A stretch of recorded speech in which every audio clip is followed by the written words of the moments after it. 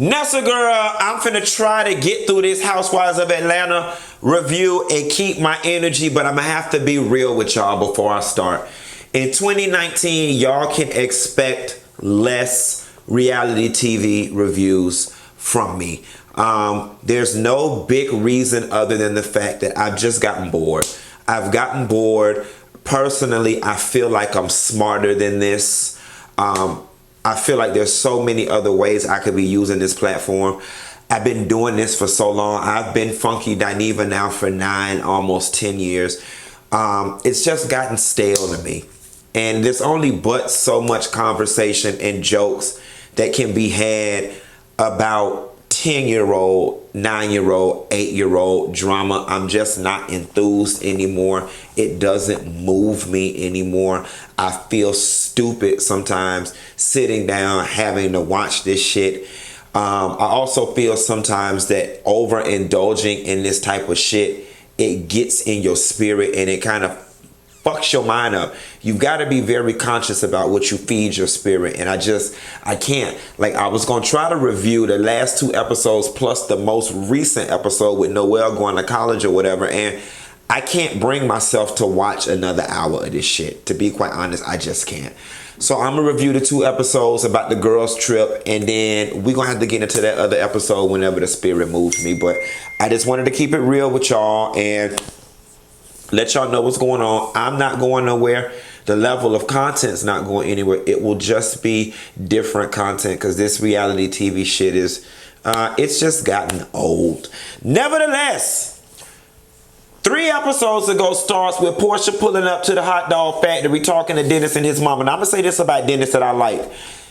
You got some people who own businesses and just like to float around Atlanta waving their hands and smiling and screaming that they a boss, this, that, and the third. Whenever you go to one of McKinley's businesses, I can honestly say this because I've seen it with my own 2 eyes. He not perched somewhere in the corner acting like the boss. To be honest, if you didn't know who he was, you would think the fucker was a worker. Okay? He's making drinks, he's making tacos, and I love that about him. I love the fact that his mom was working at the business because you've got to have somebody in your business that you can trust. Porsha shows up to work and him and the mama sit down, and I'm going to tell you something. I like Dennis's mama a lot, but she rubs me the wrong way asking Porsha about the prenup, and I like the fact that Porsha handled her in a very respectful way and basically said that's not a discussion I'm gonna have with you. You know what I'm saying? And she's right. The legalities of their marriage should be had. That conversation should be had with Dennis. You have no grounds to ask Porsha anything about that because the implication there is I want to protect my son from your gold digging ass. That's how I would take it. And let's not get it twisted. Portia's not some $50,000 a year 9-to-5er working at the front desk of State Farm Insurance Agency. And not that anything is wrong with that. That's just my litmus test for an average person. That girl has money. She makes good money. She's building her own little empire. She has the future potential to make even more money. So while a prenup is important because both people should protect their interest, that ain't a conversation that need to be had right now. That's one of those things where we'll get to it when we get to it. At a certain dollar amount, the lifestyle is all the same. So I don't foresee Dennis being able to give Porsha or Porsha being able to take half of anything from Dennis that would increase her lifestyle from where it's at now. She's already at the $1 million Atlanta lifestyle. Okay? The next tax bracket up or the next lifestyle up is Mariah Carey marrying that billionaire and them taking boat rides to Cannes. Porsha nor Dennis combined is there. You ain't got nothing to worry about, mama. Simmer down and keep wrapping that bacon around them damn hot dogs. All the guys pulling out of the trip. That was sad, but it probably worked out for its best. Shamari ass had Julian Locke over there. Shouts out to Julian Locke from Control Magazine trying to get them damn fashions together. Yes, guy, he helped her a lot, but child, sometime a lot ain't enough. Because Marlo still ended up wrapping her ass up down to that house in Destin. And we're going to talk about that a little later. So they get on the bus rides. And they start playing a little truth or dare games, which I thought was very cute, very well produced. This is what non-lazy producing looks like. You can tell they got some new blood this season because they played a very creative game at the Lake Bailey thing, and that was a creative game they played on the bus. It was also very creative the way they chose the rooms. Eva had to call and tell her husband something nasty on the phone. Then Marlo whole ass said, well, I tell you what to say. I'm sure you would, bitch. But bitch, I have my ear to the thing like this trying to listen because I'm not paying to go to the Marlo Hampton School of Hoeing. But I pick up whatever lessons I can for free. Okay. Girl, then Kandi had to call Todd talking about she just had a little time. And she just thinking about how he like to eat it from the back. And Todd... Well, mind you, he got to eat it from the back because, bitch, when he stand up, that's about as far as he could reach anyway when you on the bed. Nevertheless, Todd was like, okay, babe, are you drunk? Basically, he was saying, bitch, I'm over here at Old Lady Game Part 2 with the inspector trying to get the vent hood inhalation system put in, and you around here bothering me with this shit. She's like, bitch, okay, you going out of town. I ain't got to eat you from the back. I eat the girl we had the threesome with who under contract. I just eat her at the back and tell you about it from the back when you get back. Okay? That was fun. Then NeNe messy ass asked a messy ass question, and you can tell this question was a plant about anybody on this bus dating Dennis or knowing anything about Dennis, so on and so forth. And then that's when Kandi goes on this tirade about Dennis dating other people that Porsha knew, and it was up to 2 months ago. And Porsha, how can your relationship be that damn serious when he was dating somebody 2 months ago and you was at Shamia's party with another man, but now y'all been together for 6-7 months, this, that, and the third. So listen, y'all, I had to get down to the bottom of this preoccupation Kandi has with this Dennis Porsha situation, and I've gotten to the root of it, and it was what I suspected all along. As a whole, the ladies as a whole came to a consensus that they wasn't doing shit, that the shit was boring, that they wasn't bringing it, that the new girls was not pulling their weight, and Kandi decided, God damn it, we've got to do something. Like, somebody's got to start some mess. If we not talking about this, we not going to have nothing to talk about. And in order to save the show and to continue to use it as a marketing vessel for all of their businesses, Kandi took one for the team and was like, fuck it, this season I'll be the messy bitch so we can keep this shit going. And I need the rest of you girls, come on, pull your weight. This show has been good to us. Create some mess. Argue with a bitch. Get a divorce. Come on, ladies. And rightfully so, the show is stale as fuck this season. It's stale. Hopefully it picks up, but it's stale. Down to everything with Marlo and her fashions, down to Marlo going on a trip and always getting into an argument with somebody. Like, we've seen it all. We've done it all. And maybe that is the real reason why I don't have the energy to watch another episode of this shit, because it's just all stale, passe, done, and everything else in between. From there,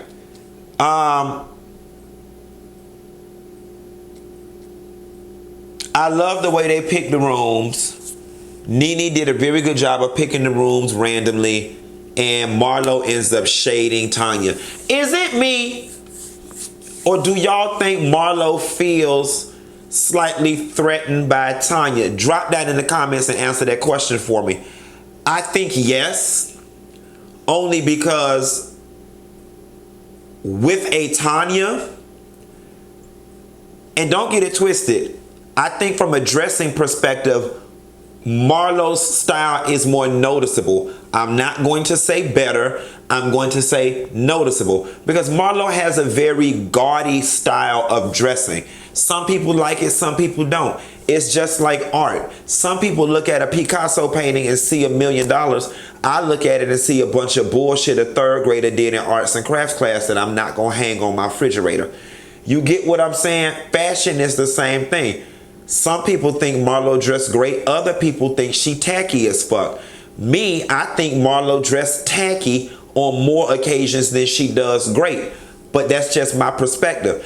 I think people who wear this Fendi shit with these F's all over, I think this shit is ugly. I think this new Fendi shit with all these Fendis everywhere, I think it's tacky, but obviously somebody else loves it. Who am I? It's all subjective. That being said though, with Marlo being the resident fashion girl, that's what she is to the show. She brings nothing else.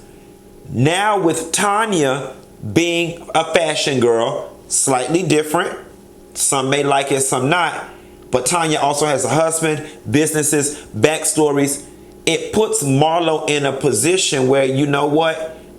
You're not really needed because we've got somebody else who can swing through with the fashions. And I do think that is part of maybe Marlo's little oomph towards Tanya. Not to mention when NeNe introduced Tanya to the group, she kind of lit that fire, and that by that friendly pitting them against each other about their fashions and their labels and all that kind of stuff. I really do sense that Marlo is a little, you know, threatened is a strong word, but she's a little, you know, changed, bothered, perturbed. Eva with this bachelorette party in this lie.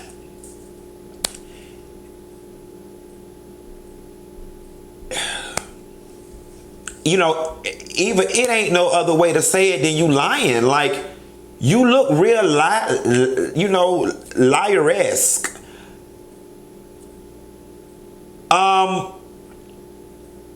NeNe probably didn't give a shit about going to your bachelorette party from the get.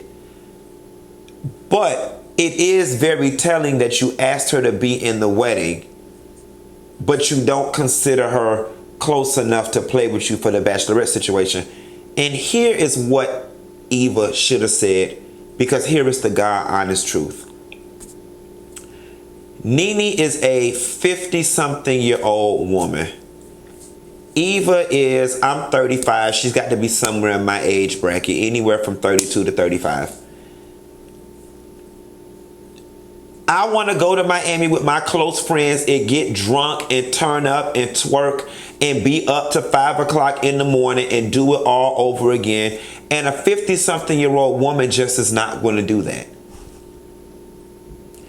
NeNe, I didn't tell you about it because this was not my official bachelorette party. This was just a little trip that my young girlfriends from back in the day threw up on me, and I invited Porsha because I felt like she would get along better with the crew because we were all the same age and had similar interests. That's all you had to say. That's all it was. And I think NeNe would have appreciated it, because here's the thing. Much like you being 32 and probably didn't want her around, her being 50-something didn't want to be around you young bitches drinking and carrying on and acting like 30-somethings anyway. So it would have been a win-win for every damn body. The gag is you prematurely asked NeNe to be in your damn wedding. That's the true gag. You could have just asked her to make a toast at the reception, and that would have given you what you wanted. Her being active without her having to be a real part of the damn wedding. Because truth be told, if you really viewed her from the pits of your soul as somebody that's got to be on that aisle with you, then she would have had to have been at that bachelorette party as well. Porsha messy ass then goes on to ask on the bus, is there more beef to be discussed? And Shamari confronts her about, you know, bitch, we've been knowing each other from Decatur. You acting funny, you being shady, you know. And then Marlo brings up that she can help Shamari with her fashions, and Shamari denies needing help. Shamari, you do. We getting ready to move into episode 2, which I just watched. We can discuss that a little bit. Episode 2 of the girls trip. Here's the thing. Oh, I just farted. Excuse me. I couldn't help it. I just ate all that food. Shout out to Pretty Place who came to my house and cooked this weekend. I hope y'all didn't hear it on camera. Here's the thing about fashions, right? I dig Shamari. Shamari is just like Kandi. And I ride Kandi and Shamari, but I'm just like them. If y'all look at pictures of when I go out, I'm a comfort-based girl. I am a comfort-based girl. Give me a shirt, a jean, and a comfortable shoe. I got a closet right now full of all kind of boots and shit with embellishments on them. All kind of expensive shoes and shit. They're not comfortable. And Shamari, Kandi, and much like myself, people don't hang out with me because of how I dress. People don't hang out with me because I'm fabulous. That's not what I sell. That's not my brand. I'm not the fabulous friend. I'm not. I'm the funny friend. I'm the likable friend. And because that is what I sell to the world, I don't be pressed about clothes. I just don't. I just don't, because I know no matter what bar I go to, the party is always going to be wherever Q is sitting. Wherever I'm sitting, the party makes its way to me. The people with the $1 million clothes on and the Fendis and all of that, they come sit by me and want to be around me with the Gap t-shirt on and the Levi's jeans. Now what Shamari's got to do and what I've learned to do is carry your ass to your favorite store and buy you some comfortable clothes that can match and be stylish. So what I did, instead of wearing my same tired ass Levi's that I wear, I said, Q, on black, take your ass to Guess. That Guess is my favorite store, y'all. Guess is my favorite store. Zara's number 2. Take your ass to Guess. Buy you 6 or 7 pair of these high ass, expensive ass, $129, $178 ass jeans. That's what I did. Buy you 15 of these damn $80 t-shirts. And that's what I did. So no matter what now, when I leave the house, I can throw on with the same lack of effort a pair of jeans and a shirt. And I know no matter what I pick up, whether I pick it up off the floor or out the dryer, I'm gonna look presentable. I throw on my Apple Watch, my little beads, and I got a couple pairs of high top shoes that I love to wear that are versatile colors, and call it a day. That's what Shamari's gonna have to learn to do, or to not. I mean, to each his own. Nevertheless, based on what these girls give, you do need some help with your fashion, Shamari. And the minute that you stop negating that and denying it, you'll be better. But here's the thing. Marlo, you do it in a condescending way. You do it in a, yeah, let me come help you. And leaves a bitch thinking, well, damn, I didn't know I need help. Yeah, girl, you do. Versus when they flashed to Shamari and Tanya, the energy was, I'm not calling that bitch Tanya, you noticed that. The energy was different. And she was like, oh yeah, girl, you know, put a little pop of color. Empower, uplift. Nobody likes to feel like a charity case. You know what I'm saying? There's a nice, nasty way. Just like if somebody breath stink, you don't be like, ooh, bitch, your breath stink. You pull out gum and offer everybody at the table gum and hope that they get the hint. That's the same thing you got to do, Marlo, and stop being so fucking condescending. And I'm glad that Shamari got your ass together at that table. Bitch stole my talent. That was a very cute game that they played. Again, shouts out to that. I refuse to believe NeNe came up with that. That was excellent producing, whoever did that. This was a very fun show to watch. Fun episode. Marlo and Tanya. Dress is more in line with me because I'm classy based. I like that. Then she pulled it off, had the swimsuit, had the bag, had the little mesh thing that she put on, and she had the visor. She gave y'all girls what you wanted. Marlo thought she was gonna win hands down. Now it was a friendly competition. Yes, it was. Did Marlo take it to heart, and was she a little bitter? Yes, she was. Nevertheless, it was good. Eva, let me tell you something, Eva. You talked all that shit last season and this season about Cynthia being old, being an old model. Her catwalk is old. And Cynthia shut your ass the fuck down effortlessly. Nobody clapped for you. The girls didn't like it. They didn't go up for you at all. Matter of fact, they said Tyra was over there, you know, contemplating like her for even picking you, or whatever the case may be. Cynthia shut it down. Homage and respect. Homage and respect. And this episode humbled your ass, because all the shade you threw at Cynthia, you got to understand, you a microwave model. The kind that you pop in the toaster and bang in 2 seconds, you got a whole career. You ain't from that era when them girls worked. Like Naomi Campbell say, that's why she don't have respect for these younger girls who put their face on Instagram and social media and now they're super famous with endorsements. She said, no, back in my day, we worked.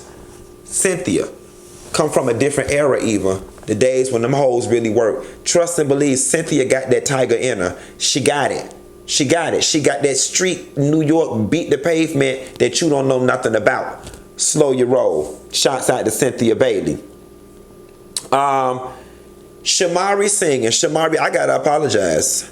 Because when y'all did that black performance, I thought it was horrible, whack, late, dated, and everything else. And I didn't think you could sing at all, much like your husband. I'm pretty sure your husband can't sing. Pretty sure. They even alluded to that in the documentary that he helped produce. So even he know he can't sing. He don't heard that before, but this ain't about him. This about you. You sang. You sang better than I thought you could. You can sing. You can sing good enough to have been in the type of group that you was in. I mean, can you SWV around this thing? I doubt not. But you sang good enough to get the job done, in which you have, okay? Now, baby, bring it all to me. Ooh, I take my pride to the sun. And whatever else y'all said. When Kandi was singing, Marlo facial expressions had me dying laughing. I wanted to punch Marlo for Kandi. And then, what was that NeNe or Marlo that said, well, Shamari's a singer, Kandi's a songwriter. That was NeNe, old messy ass. So the ladies go down to Pilates because it was raining. And Shamari marinates on Marlo coming into her room, giving her unsolicited advice. And then Kandi's confessional is like, well, get used to that because that's what Marlo does, which is true. And she fucked around and got mad about it. Now, Shamari did something to me that's a pet peeve of mine. Don't retroactively get mad with me. Like, don't go along with it and then get mad. Shamari, you went along with it. The time to have gotten mad was when she was doing it. Or you could have given her a firm, Marlo, thanks, but no thanks. Can you please leave my room so I can continue to get dressed for breakfast? Simple, direct, fuck the pleasantries, fuck all of that. You went along with it. Then you came back later and now you mad. It makes you look wishy-washy. It makes you look unstable, and it makes you look a little fake because it leaves the other person feeling like you must have been over there talking about me with them bitches, which y'all were, not in a messy way, but it's just a little and I get it, sometimes things have to weigh on you before you realize what just happened. But the proper way to have discussed that wouldn't have been at that dinner table. It would have been to pull her to the side. It would have been like, Marlo, thank you for what you did. But as I thought about it, I was really offended, and here is why. That conversation did not have to go where it did. And quite frankly, and as y'all know, I love an opportunity to ride out on Marlo. But Shamari, you instigated that fight at that table, and here is why. You knew that Marlo felt away. You know that Marlo feels, I'm just going to use threatened because I can't find another word. For 8 years, 7 years, however long we've been knowing Marlo, her name has been synonymous with fashion. Now Tanya has come in and she's getting some of that fashion crown, and you knew that that bothered Marlo, so you poked at her by saying, yes, and I got some advice from the real fashion winner or the real fashionista of whatever. You're not the winner, and you know that set the shit off, and you were being catty because you were still mad about something that had happened earlier. Now I will say this, Shamari ain't no punk bitch. And when the shit got started, she didn't backpedal and pussy pop. She was like, yeah, I instigated this shit, and bitch, I'ma sit here and serve it right back to you, bitch. Bitch. Now, the thing about it is, Marlo was like, call me another one. Now, see, y'all already know that's an escalation. Because you dared the bitch, and when she called you another one, because me and Marlo from the same place, call me another one mean, bitch, you say it again, I'ma pop your ass. For those of y'all who don't understand Dr. Heavenly, I'm not excusing it. This is how we talk in Florida. Bitch, your mama. It's a reflex. And it don't mean, oh, you know, I wish your elderly mama who in a wheelchair get cursed by the voodoo man and die. Marlo don't even know that lady mama, just like Heavenly don't have no Lucy. It's just the culture. And I'm not saying it's right, but it's just the culture. The minute I get mad, the first two words out my mouth is bitch and your mama. Bitch, I know you ain't motherfucking. Bitch, fuck you and your mammy. Okay? And I'm gonna take it a step further. We from Miami, bitch. We'll talk about your kids too. Bitch, fuck you, your fat ass mammy, and that ugly ass little girl you pushing in that stroller with her bald headed ass. That's just how I was indoctrinated to going off on a bitch. And yes, when you go there with the kids and the mammy ready to fight. That's just how it is. But I'm classy, I'm reformed, and I'm saved. Nevertheless, you know, I like how Kandi stepped in and was like, you know, Marlo, it was your approach, in which it was. It was like, Marlo, you come with the slick shade. Yeah, you need a make. That's not cute telling somebody they need a makeover, because at the end of the day, their fashion is just not up to your standard, but there is no standard. Everybody can wear whatever makes them comfortable, and that's the last we're gonna do about that thing. Now, here's the last part I'm gonna get into. NeNe, you was dead ass fucking wrong for the way you handled Tanya at that table. You picked the fight with Tanya. She was sitting there looking confused. I was looking confused, and you were mad about that statement that she made with those glasses in terms of mixing high and low. NeNe, I understand that swag is your boutique, it's your baby, you are artist and you sensitive about your shit. But you also know that nothing you sell in swag,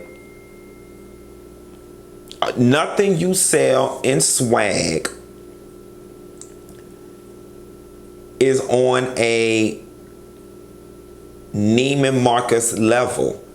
So when a fashion designer says you can mix high and lows, they're meaning stuff from high-end retailers and stuff from boutiques and different little places in the mall. I don't understand why you got so offended. You're talking about, yeah, these glasses are $126. Yeah, they are, but they aren't $500 Givenchy's and they aren't Gucci's. And you and Marlo been buying enough stolen shit out of them high-end stores to know that. Stop being super sensitive. And then you call yourself being the queen bee and the mother of the group and so classy, but that was catty as fuck because you came at that lady knowing, first of all, that she's just not even conflict oriented. And she was sitting there looking all kind of uncomfortable and stupid because she had no idea what it was you're talking about. Now, all of a sudden, she's shallow. But she's the very friend you brought on for her fashions. She's the friend that you brought on the labels. You're the one who created the damn whole, you know, competition situation between she and Marlo. So I'm not, you know, understanding, you know, now you mad about whatever was said. And then you could tell you've been feeling real threatened. And NeNe, you've got this thing. I'm sorry, you can feel any way you want. But it started and we noticed it with Kandi. NeNe gets very threatened when women who got it going on enter the picture. Especially before she had what she had. Because now it's all of a sudden, I've got multiple businesses.